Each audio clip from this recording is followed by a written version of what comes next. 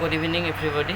After a long time today I make a video which is about how can we find or identification an egg fertile or infertile. আজি মই কম কোনটো কণীৰ পৰা পোৱালি হ'ব আৰু কোনটো কণীৰ পৰা পোৱালি নহ'ব সেইটো কেনেকৈ আমি পৰ্যবেক্ষণ কৰিব পাৰোঁ।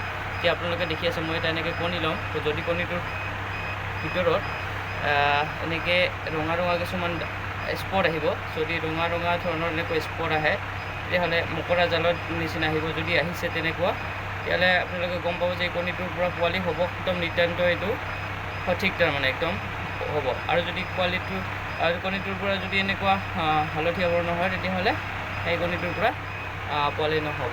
চ' আপোনালোকে এনেকৈ নিজে ঘৰত যদি ইনকুবেটৰ আছে এনেকৈ নিজে আইডেণ্টিফাই কৰিব পাৰিব। চ' ভিডিঅ'টো যদি ভাল লাগিছে লাইক কৰিব লগতে মোৰ চেনেলটো ছাবস্ক্ৰাইব কৰিব। থেংক ইউ ফৰ ৱাচিং।